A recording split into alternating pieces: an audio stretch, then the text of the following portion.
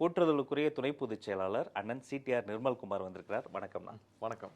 நம்ம கூட மாணவர்கள், அதாவது பொலிட்டிக்கல் சயின்ஸ் படித்தவங்க, ஜெர்னலிசம் படிச்சுட்டு இருக்கிற இளைஞர்களும் வந்திருக்கிறாங்க. எதுக்காகனா, நம்முடைய நாளைய தீர்ப்பு வெற்றி தலைவர் நம்முடைய தளபதி அவர்களினுடைய பிறந்த நாளை முன்னிட்டு நான் அண்ணன்ட்ட வியக்கிற விஷயம் என்னன்னா, தலைவர் அந்த நாகரிக அரசியல் சொல்வார்ல, அந்த decent politics, decent attack, deep attack உடைய உருவமாக தான் நான் பார்ப்பேன்.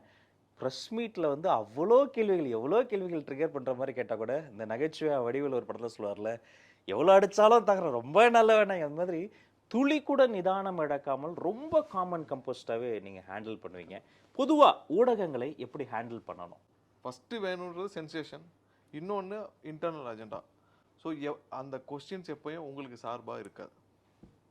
அதை மட்டும் நம்ம செட் பண்ணிக்கணும். அதே நேரத்தில் என்ன சொல்லணும் என்ன சொல்லக்கூடாதுன்னு நமக்கு இருக்குது. ஸோ அதை நம்ம செட் பண்ணிட்டு போனாலே பரவாயில்ல. கண்டிப்பாக நம்ம அவாய்ட் பண்ணி மூவ் பண்ண வேண்டிய அவசியத்தில் இருக்கும். ஒரு ஜேர்னலிசம் ஒரு 15 வருஷம் 20 வருஷம் முன்னாடி பார்த்திங்கன்னா, நிறைய ஜேர்னலிஸ்ட், ரொம்ப மூத்த பத்திரிகையாளர்லாம் ஒரு மாற்றத்தை கொண்டு வரணும் வேணும்னு உழைச்சவங்க பல பத்திரிகையாளர் இருக்காங்க. சமூகத்தில் நடக்கிற ஒரு தப்பை தட்டி கேட்கணும், இதெல்லாம் சரி செய்யணும், நாடு இப்படி போகக்கூடாது. ஏன்னா அவங்களுக்கான பொறுப்புகள் பயங்கர அதிகம். இன்னைக்கு எல்லாரை விட பத்திரிகையாளர்களுக்கு அவங்களால தான் ஒரு பெரிய மாற்றத்தை, ஒரு இதை ஏன்னா அவங்களுக்கு எல்லா கண்ணோட்டமும் தெரியும். இது இப்படி போகணும், இது இப்படி போகலை, இது இப்படி போகுது, இதை சரி செய்ய வேண்டிய கட்டாயத்தில் இருக்க. காம்ப்ரமைஸ்டாக இருக்கிறது 5% இருந்தாங்க. இன்றைக்கி அந்த பர்சன்டேஜ் இன்க்ரீஸ் ஆகிட்டே போகுது. ஏன்னா ஷார்ட் டைம் ஜேர்னலிசம், இப்போ நீங்கள் டிஜிட்டல் யுகம் வந்த பிறகு என்னாச்சுன்னா, ஷார்ட் டைம் ஜேர்னலிஸ்டம் நிறைய வந்துருச்சு. டக்குன்னு போகிறாங்க, 1 மாதம் கோர்ஸ் முடிக்கிறாங்க, அப்புறம் யூடியூப்பில் இருக்காங்க, அப்புறம் டக்குன்னு ஜேர்னலிஸ்ட்டாக எமர்ஜ் ஆகிறாங்க. அப்போ அவங்களுக்கான கண்ணோட்டங்கள் எப்படி ஒவ்வொரு ஒரு ஒரு ஒரு ஒரு சமூகத்தில் ஒரு முக்கியமான பொறுப்பு இருக்கோ, எல்லாத்தையும் விட எப்படி ஒரு வழக்கறிஞர்களுக்கு ஒரு பொறுப்பு இருக்கோ, அப்படிலாம் இல்லை. ஒரு 20 வருஷத்துக்கு முன்னாடிலாம், 15 வருஷத்துக்கு முன்னாடி நிறைய ஜேர்னலிஸ்ட் இப்போவும் இருக்காங்க. அவங்கெல்லாம் எந்த பிரச்சனையானாலும் அவங்களுக்கு என்றைக்கும் ஜேர்னலிஸ்ட் மணியை, பணத்தை பிரதானமாக பார்த்ததில்லை. அவ்வளோ வெயில் அடிக்கும், இல்லை அவ்வளோ மழை பெய்யும், பெரிய புயல் இருக்கும், உண்மையான என்ன நிலவரத்தை கொண்டு போய் சேர்க்கணும்னு மற்ற எதுவுமே அவங்க கண்ணில் இருக்காது. அப்போ இப்போ பேமெண்ட் இருக்கா? இது மாதிரி பத்திரிகையாளர், மூத்த பத்திரிகையாளர், மிக மூத்த பத்திரிகையாளர்னு நிறைய பேர் நான் எதிர்கொள்கிறேன் டிபேட்டில். ஆமாம், அவங்களுக்கு பேமெண்ட் இருக்குது. கண்டிப்பாக இருக்குது. ஏன்னா அதோடைய பெர்சன்டேஜ் கூடிக்கிட்டே போகுது.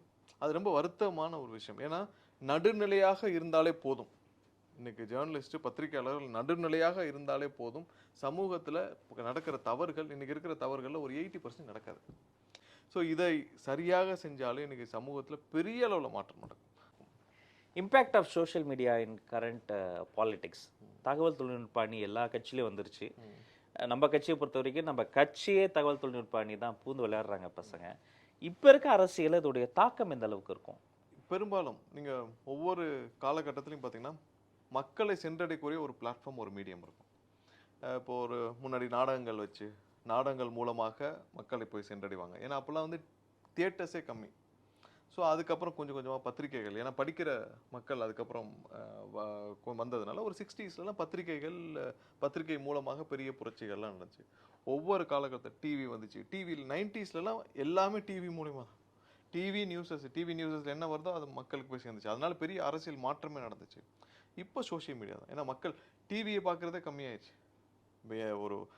அவங்களுக்கு ரொம்ப பிடிச்ச படமே போட்டாலும் இல்லை நான் தேவையானப்போ என்னுடைய மொபைலில், லேப்டாப்பில் பார்த்துக்கிறேங்கிறாங்க. ஏன்னா அவங்களுக்கு தேவையான மாதிரி மீடியம் மாறிடுச்சு.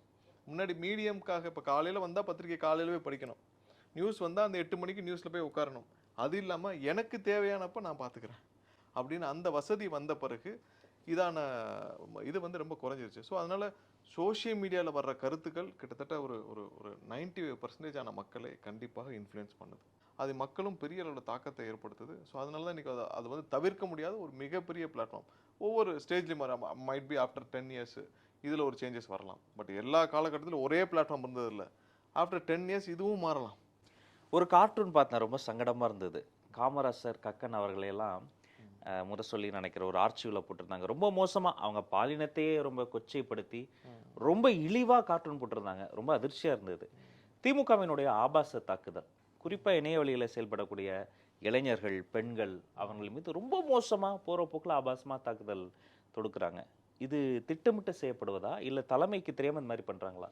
தலைமை உருவாக்குனது அப்படி டீம் தான். நீங்கள் கருணாநிதி அவர்களுடைய அரசியலே இப்படி தான் ஆரம்பிச்சது. நீங்கள் அண்ணா அந்த மாதிரிலாம் என்றைக்கும் செய்ய மாட்டார். தனி மனிதர் யாரையும் தாக்க மாட்டார், எல்லாரையும் அரவணைச்சு போவார். அதனால அவர் ஒரு மிகப்பெரிய ஒரு ஒரு ஆளுமையாக இருந்தார். கருணாநிதி அவர்கள் வந்து அவர் கூட இருந்த இப்போ நீங்கள் ஈவிகே சம்பத்தை பற்றி படிச்சீங்கன்னா ஒரு நல்ல ஆளுமை, நல்ல தலைவர். அவரை எப்படி அரசியல்லேருந்து ஓரங்கட்டப்பட்டாருன்னு நீங்கள் படித்து தெரிஞ்சுக்கணும்.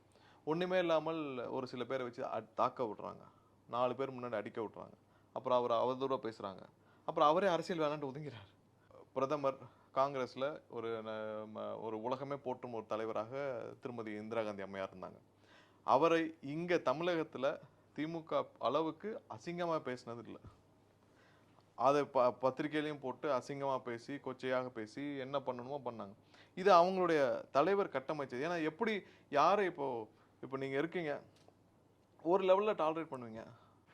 அதனால தான் அந்த காலங்களில் வந்து திமுக வந்து தீய சக்தி, இதை அரசியலேருந்து அகற்றப்படணும் எல்லாரும் சேர்ந்து, காமராஜர்லேருந்து பசும்பொன் முத்துராமலை தேவர்லேருந்து எல்லாரும் திமுகவை வந்து தீய சக்தி, தமிழகத்திற்கு இது வந்து ஒரு அழிவை நோக்கி கொண்டு போகணுன்னது இவர்களுடைய போக்கை வைத்து தான் சொன்னாங்க. அதாவது கருணாநிதி போன்றவர்களுடைய போக்கை வைத்து தான் இந்த கட்சி வந்து கண்டிப்பாக தமிழகத்தை அழிவு பாதைக்கு எடுத்துகிட்டு போயிடும் அப்படின்றத வச்சு தான் சொன்னாங்க. அதுதான் ஃபஸ்ட்டு ஒரு பேஸை. இன்றைக்கி அதை தொடர்ச்சியாக ஃபாலோ பண்ணுறாங்க. ஏதாவது டைவர்ஷனாக ஒருத்தரை அவதூறாக அசிங்கமாக பேசிட்டா அது ஒரு டைவர்ஷனாக இருக்கும். அவங்க ஆட்சியில் இருக்கப்போ அது ஒன்றும் பண்ண முடியாது. அப்புறம் கோர்ட்டில் போய் அது சுற்றி வர்றதுக்கு 20 வருஷம் ஆயிரும். ஸோ இதுதான் அவங்களுடைய போக்கு. இது அவருடைய அடிப்படையாக தான். ஸோ முதல் கேள்வி சொல்லுங்கள், உங்களை அறிமுகப்படுத்திட்டு உங்கள் கேள்வி. சார் வணக்கம் சார், என் பேர் நவீன். சென்னை பல்கலைக்கழகத்தில் இதழியல் துறையில் படிக்கிறேன். சொந்த ஊர் வந்து நாமக்கல். என்னோட கேள்வி என்னன்னா, விஜய் அவர்கள் வந்து விக்கிரவாண்டி கூட்டத்தில் என்னோட கெரியரோட உச்சத்தை நான் உதறி தள்ளிட்டு அரசியலுக்கு வரேன் மக்களுக்காக அப்படின்னு சொன்னார். நான் வந்து புதிதாக ஒரு மாற்றம் கொண்டு வர போகிறேன் அப்படின்னு சொன்னார். இப்போ இதுக்கு முன்னாடி இத்தனை ஆண்டுகள் ஊழல் இருந்தது, குடும்ப அரசியல் எல்லாமே இருந்தது. இத்தனை ஆண்டு காலமாக வராதவர் இன்னைக்கு வரக்கூடிய தேவை, விஜய் அவர்கள் இப்போ அரசியல் வரதுக்கான தேவை என்ன என்பது என்னோட. நீங்கள் இன்னொரு 10 வருஷம் கழிச்சு ஒரு ஜேர்னலிஸ்டாக ஒரு பீக்கில் இருக்கீங்க, சரியா? ஒரு நல்ல ஒரு இடத்துல போய் ஒரு பெரிய பத்திரிகையிலையோ ஒரு நிறுவனத்துலையோ எடிட்டராக இருக்கீங்க, சீஃப் எடிட்டராக இருக்கீங்க, சரியா? அந்த டைமில் உங்களுக்கான ஒரு சேஞ்ச் ஓவர் தெரியுது. உங்களுடைய கிராமத்தில் உங்களுக்கு ஒரு விஷயம், நீங்கள் போய் ஒரு போராடி, இப்போ இந்த கூடங்குளம் மாதிரி ஒரு முக்கியமான ஏரியாவில் ஒரு இப்போ இந்த இதில் விவசாயிகள் பிரச்சனை இருக்குது, போராட வேண்டிய இடத்துல இருக்குது. நீங்கள் உங்கள் கெரியரை விட்டுட்டு போகிறதுக்கு நீங்கள் எவ்வளோ தூரம் யோசிக்க வேண்டியிருக்கும்? நீங்கள் என்ன பீக்கில் இருக்கீங்க, லட்சக்கணக்கான சம்பளத்தில் ஒரு எடிட்டராக இருக்கீங்க ஒரு பத்திரிகையில். அதான் உங்களுடைய எதிர்பார்ப்பு. அதுக்கு தான் நீங்கள் 10-15 வருஷம் உழைச்சிருக்கீங்க, போய் உட்காந்துட்டீங்க. அது மாதிரி இன்னைக்கு வந்து 30 வருட கெரியர், 30 வருடத்துலேயும் அவர் வந்து உழைச்சது இன்னைக்கு ஒரு பீக்கில் இருக்கிறார். அவர் கடந்த சில ஆண்டுகளாகவே பீக்கில் அவர் தான் நம்பர் 1 இருக்கிறார். அதாவது ஒரு டெசிஷன் எடுக்கிறப்ப சொல்லணும்ல, ஏன் நடிச்சுக்கிட்டே வந்து எடுத்துக்கலாமே, படம் நடிச்சுக்கிட்டே வந்துட்டு இந்த பொலிட்டிக்கல் கரியரில் எடுத்துருக்கலாமே. அப்படி தானே இதுக்கு முன்னாடி இருந்தாங்க, எவ்வளோ பேர் இருந்தாங்க. சிரஞ்சீவி அவர்கள் வரைக்கும் நம்ம சொல்லலாம். படம் நடிச்சுக்கிட்டே இருப்போம். இப்போ நடிச்சிட்டு இருக்கிறாரு, அவர் அமைச்சரான பிறகு நடிச்சிட்டு இருக்கிறாரு, இல்லையா? ஸோ அது அந்த டெசிஷன் கான்க்ரீட்டாக இது வேண்டாம், இதுதான், இதை நான் செய்ய வேண்டிய கட்டாயத்தில் இருக்கேன், இதை நான் இப்போ செஞ்சே ஆகணும். ஏன்னா மாநாட்டில் எல்லாரும் உட்காந்து பார்த்துட்ருக்கோம். ஃபஸ்ட்டு அவர் அறிவிச்சதை வந்து மத்தியில் இருக்கிற பாஜகவுக்கு எதிரியாக, அங்கே எங்களுடைய கொள்கை எதிரி அப்படின்னு அதை வரையறைத்தார். இந்த தைரியம் யாருக்கும் வராது, கண்டிப்பாக சொல்கிறேன். அடுத்ததாக தமிழகத்தில் ஆளும் கட்சி, எங்களுடைய அரசியல் எதிரி திமுக, அவர்களுடன் என்றும் எங்களுக்கு எந்த வித உறவும் கிடையாது. இவர்கள் 2 பேரையும் எதிர்த்து தான் என்னுடைய அரசியல்னு முதல் மாநாட்டில் மேலே இருக்கிற டெல்லியையும் இங்கே இருக்கிற அரசியலும் எதிர்த்து, தன்னை நம்பி வந்த அந்த அங்கே இருக்கிற லட்சக்கணக்கான தொண்டர்களை மட்டும் நம்பி நின்று இவ்வளோ பெரிய இழப்பையும், அதாவது கெரியரையும் தள்ளி விட்டுட்டு நின்று இதை பேசுகிறாருன்னா அவ்வளோ பெரிய கமிட்மெண்ட்டு இந்த மக்களுக்காக அவர் வைக்கிறார். அவரையும் வருத்தி கொண்டு இந்த கமிட்மெண்ட் வைக்கிறார். இது சாதாரணமாக எடுத்துக்க முடியாது, யாரும் சாதாரணமாக செய்ய மாட்டாங்க. அதுதான் இன்னைக்கு எல்லாருக்கும் ஒரு நம்பிக்கை. இன்னைக்கு எல்லாரும் வந்து அவ்வளவு ஒரு பற்றுதல், ஒரு பாசம் எல்லாம் வச்சு இவ்வளோ நம்பிக்கை வைக்கிறாங்கன்னா, ஏன்னா அவர் அந்த அளவுக்கு ஒரு பெரிய ஒரு ஸ்டெப்பையும் எடுத்து வச்சிருக்கிறாரு, அவர் அந்த கமிட்மெண்ட்டையும் கொடுத்துருக்கிறாரு. கண்டிப்பாக அது என்ன செய்யணும்னு நினைச்சாலும் அதை செஞ்சிருவாருன்ற நம்பிக்கை. ஆனால் திமுக கூட்டணி கட்சிகளுக்குள்ள சலசலப்பு குரல் கேட்க ஆரம்பிச்சிருக்கு. முக்கிய கூட்டணி கட்சிகளான கம்யூனிஸ்ட், விடுதலை சிறுத்தைகள், அதனுடைய தலைவர்களே அதிருப்திகளை பல இடங்களில் வெளிப்படுத்தி இருக்கிறாங்க. 2026 தேர்தலுக்கு முன்னாடி திமுக கூட்டணி உடையிறதற்கான வாய்ப்பு இருக்கா? இல்லை, கூட்டணி திமுகவில் இருக்கவங்க எல்லாரும் ஒரு காம்ப்ரமைஸ்டு கூட்டணி தான். நீங்கள் கம்யூனிஸ்ட்டுக்கோ காங்கிரஸுக்கோ ஒத்து வருமா? இப்போ கேரளா எடுத்துக்கோங்க, நேஷனல் லெவலில் எடுத்துக்கோங்க, 2 பேருக்கு ஒத்து வருமா? இல்லை. திமுகவிற்கும் கம்யூனிஸ்டுக்கும் ஒத்து வருமா? இல்லை. சரி, ஒரு விஷயம் நான் பார்க்குறேன், இன்னைக்கு வந்து தொழில்துறையில் அதிகமான பாதிப்பு இருக்குது. தொழிலாளர்கள் மத்தியில் பயங்கர பாதிப்புகள் இருக்குது லாஸ்ட்டு 4 இயர்ஸில். டாஸ்மார்க் தொழிலாளர்கள் கடுமையான ஒரு மன உளைச்சல் இருக்காங்க. அரசு ஊழியர்கள், எல்லா தொழில்துறையிலும் இன்னைக்கு தனிப்பட்ட நிறுவனங்கள் எல்லாம் பார்த்தீங்கன்னா அதிகமான பாதிப்புகள் தொழிலாளர்கள் இருக்காங்க. கம்யூனிஸ்ட் கட்சி தான் முன்னாடி என்ன பண்ணுவாங்க, இந்த மாதிரி ஒரு போராட்டங்களை முன்னெடுத்து கடுமையான போராட்டங்கள் நடக்கும். இப்போ போக்குவரத்து துறையாக இருக்கட்டும், எல்லாத்துலேயும். இப்போ காம்ப்ரமைஸ்டு பாலிடிக்ஸ்குள்ளே போனனால என்னாச்சுன்னா, போராட்ட குணமே இல்லாமல், போராடவே முடியாமல் எல்லா செக்மெண்ட் இருக்காங்க. அது போராட்டமே இல்லைன்னா அப்புறம் கம்யூனிஸ்ட்டுக்கு என்ன வேலை?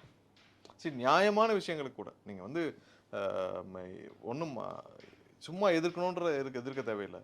நியாயமான ஒரு ஒரு அவங்களுடைய கொள்கை சார்ந்த விஷயங்களில் கூட போராட முடியாமல் எவ்வளோ நாள் இருக்க முடியும் கம்யூனிஸ்டுகளால்?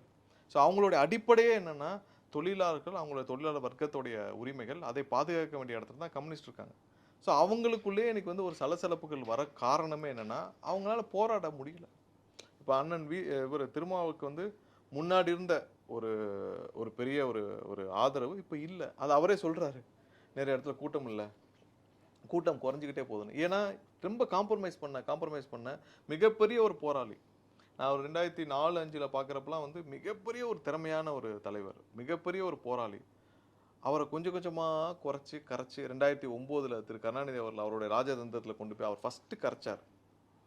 அவர் அந்த 2009 நடந்த பல விஷயங்களில், முத்துக்குமார் மரணத்தில் இருக்கட்டும், பல விஷயங்களில் அவரை பயன்படுத்தி, பகடக்காயாக பயன்படுத்தி முதல் சறுக்கல் அங்கே தான் அவருக்கு சந்திச்சார். இல்லாட்டி இன்றைக்கி இந்திய அளவில் ஒரு பெரிய தலைவராக, ஒரு தலித்துகளுக்கான ஒரு பிரதிநிதியாக இருந்திருப்பார் அண்ணன் திருமா அவர்கள். அவரை கொண்டு போய் மொத்தமாக கரைச்சி விட்டாங்க. எவ்வளோ நாள் அவர் வந்து அதை தாக்க முடிப்பார்? ஏன்னா அவருடைய பார்வை எப்படின்னா, இந்த மக்களுக்கு ஏதாவது செய்யணும்னு சொல்லிட்டு வந்து அவருடைய ஒரு திருமணம் கூட செஞ்சு கொள்ளலை. அவரை கொண்டு போய் அவரே காம்ப்ரமைஸ் பண்ணி எவ்வளோ நாள் நீங்கள் வந்து அவர் வந்து மொத்தமாக காம்ப்ரமைஸ் பண்ணி அவருடைய கொள்கையிலேருந்து முரண்பட்டு அவர் எல்லாத்தையும் விட்டு இன்றைக்கி அவர் போய் 3 சீட் 4 சீட்டுக்கு போய் நிற்க வைப்பீங்களா? அவருக்கு அந்த 4 எம்எல்ஏ வாங்கி, 4 எம்பி வாங்கி, 2 எம்பி வாங்கி, 1 எம்பி வாங்கி என்ன பண்ண போகிறாரு? சூப்பர். இறுதியாக எல்லாம் சார்பாக நான் ஒரு கேள்வி. சொல்லுங்க. தொடர்ந்து நீங்கள் களம் முதல் கல்வி விருது வரை தலைவரோடு நிறைய ட்ராவல் பண்ணிக்கிட்டே இருக்கீங்க. தமிழக வெற்றி கழகத்துக்கு உள்ள நீங்கள் பார்த்து வியக்கக்கூடிய விஷயங்கள் என்னன்னு சொல்லுங்க. ஃபர்ஸ்ட் ஆஃப் ஆல் தலைவரை பற்றி சொல்லணும். என்னென்னா, எல்லா விதத்துலேயும் ஒரு கிளியரான விஷன், இப்படி தான் இருக்கணும். சும்மா ஒரு ஒரு எல்லாத்துலேயும் காம்ப்ரமைஸ் பண்ணிவிட்டு, இல்லை நம்ம ஒரு பிளான் பண்ணிவிட்டு, ஒரு ஹிடன் அஜெண்டா வச்சுட்டு, அப்படி எந்த விஷயத்தையும் இல்லாத ஒரு clean personality and positive personality. அவர் மனசில் நெகட்டிவே கிடையாதுங்க. அதனால தான் வந்து எல்லா இடத்துலையும் அவர் பாசிட்டிவாகவே போய் சேர்ந்துருக்காரு. ஒவ்வொரு மக்கள் மத்தியிலையும், ஒவ்வொரு இண்டிவிஜுவல், ஒவ்வொரு குடும்பத்திலையும் போய் சேர்ந்துருக்கிறார். ஏன்னா அவர் மனசில் நெகட்டிவே கிடையாது. நெகட்டிவாக யோசிக்கவே மாட்டார். நீங்கள் என்ன தான் சொன்னாலும் அவர் பாசிட்டிவாக போயிட்டே இருப்பார். ரொம்ப க்ளீன் பர்சனாலிட்டி நான் பார்த்த வரைக்கும். ஒரு ஹிடன் அஜெண்டா கிடையாது, இதை அப்படி செய்யணும், ஒரு காம்ப்ரமைஸ்டு அப்படிலாம் கிடையாது. அவர் ரொம்ப பாசிட்டிவாக இதை மட்டும்தான் செய்யணும். நெகட்டிவாக போய் சொன்னாலும் அதெல்லாம் வேண்டாங்க, தள்ளி விட்டுட்டு பாசிட்டிவாக மட்டும் யோசிக்கக்கூடிய ஒரு மனிதர். இப்படி ஒரு மனிதர் தலைவராக ஒரு ஒரு மாநிலத்தின் முதல்வராக வந்தால் பெரிய ஒரு புரட்சியே ஏற்படும். அப்படி ஒரு ஆப்பர்ச்சுனிட்டி, அப்படி ஒரு விஷயம் வந்து எனக்கு தெரிஞ்சு ஒரு 7 வருஷத்தில் கிடைக்குது மக்களுக்கு. அதை பயன்படுத்தி கொண்டால் இந்த மாநிலம் எங்கேயோ போய்விடும், இதெல்லாம் மொத்தமாக மாறிடும். ஸோ அப்படி ஒரு வாய்ப்பு ஒரு நல்லவர் கையில் போய் இருக்கணும்னுங்களேன், அது தானாக தேடி வந்திருக்கு. அது கண்டிப்பாக நல்லபடியாக முடியும். அடுத்ததாக நான் பார்த்து மிகவும் வியந்தது எங்களுடைய பொதுச் செயலாளர். சிங்கிளாக அவர் நிறைய அவருடைய பேசுகிறதெல்லாம் கிண்டல் பண்ணுவாங்க. அது பேசுகிறது அவர் கடலூர் வட்டார வழக்கம், கடலூர் பாஷை தான் அவர் பேசுகிறாரு. எத்தனை பேர் கடலூரில் இங்கே யாரும் இல்லை, கடலூர் சைடில் இல்லை, கடலூர் பாஷை. அவர் இந்த நம்பர்ஸ்லாம் சொல்லுவார், 84 இதெல்லாம் சொல்லுவார். அதெல்லாம் நிறைய பேர் கிண்டல் பண்ணி சொன்னாங்க. இல்லை, அது கடலூர் வட்டார வழக்கு. இப்போ தமிழ் சென்னையில் ஒரு மாதிரி பேசுவோம், மதுரையில் ஒரு மாதிரி பேசுவோம், திருநெல்வேலி, அதெல்லாம் அவர் கவலையப்பட மாட்டார். அவருக்கு தேவை இந்த கட்சியை நல்லபடியாக கொண்டு போய், இந்த கட்சியும் தொண்டர்களையும் கட்சியும் காப்பாற்றி நல்லபடியாக கொண்டு வர வேண்டும் என்ற ஒரே எண்ணத்தை தவிர அவருக்கு எதுவுமே கிடையாது. அவரையும் இதெல்லாம் வந்து எடுத்துக்க மாட்டார்.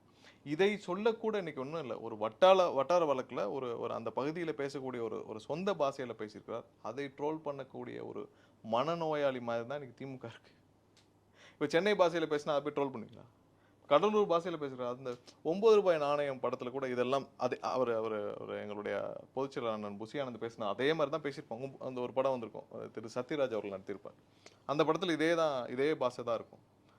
ஸோ இதையே என்னன்னு தெரியாமல் ட்ரோல் பண்ணக்கூடிய நிலைமையில், அதாவது தமிழ் இப்படியும் உச்சரிக்கப்படும் அந்த கடலூர் வட்டாரத்தில் அப்படின்னு கூட தெரியாமல் இருக்கக்கூடிய ஒரு தலைமை இன்னைக்கு திமுக. ஸோ அவருடைய உழைப்பு பார்த்தீங்கன்னா 64-65 வயசு. அவர் வந்து காலையில் இந்த இடையில ஒரு ப்ரோக்ராம்லாம் பார்த்தீங்கன்னா நைட்டு 2 மணிக்கு கொடுக்குறாங்க. 2 மணிக்கு கொடுக்குறாங்க. 4 மணி 5 மணிக்குள்ளே வந்து ரெடி பண்ண ஆரம்பிச்சிருவார். 1 மணி நேரம் 2 மணி நேரம் தூக்கங்கள் தான். இப்படி தான் பல ஆண்டுகளாக இந்த கட்சியை வளர்த்தெடுத்து ஒரு இடத்துல கொண்டு போய் லட்சக்கணக்கான தொண்டர்களையும் ஒவ்வொருத்தரையும் நேம் பண்ண முடியும் அவரால். ஒரு கிராமத்தில் இருக்கிறவரையும் நேம் பண்ண முடியும். ஒரு நீங்கள் இப்போ எங்கள் ஊரில் உசிலம்பட்டியில் போய் ஊரில் பார்த்தீங்கன்னா அங்கே இருக்கிற கிராமத்தில் இந்த பையனா இவனா இந்த வருஷம் சேர்ந்தான், இந்த பையன் இப்படி இருக்கான், இந்த பையன் நல்ல பையன் அப்படின்னு சொல்லி முடிப்பார். ஸோ அதற்குள்ளேயே அவர் வாழ்ந்துகிட்டு இருக்கிறார். அந்த நிர்வாகிகளுடையும் அந்த கட்சியுடையும் கட்சி தொண்டர்களுடையும் அதுக்குள்ளேயே வாழ்ந்து இந்த கட்சியை வளர்த்தெடுக்கிறார்.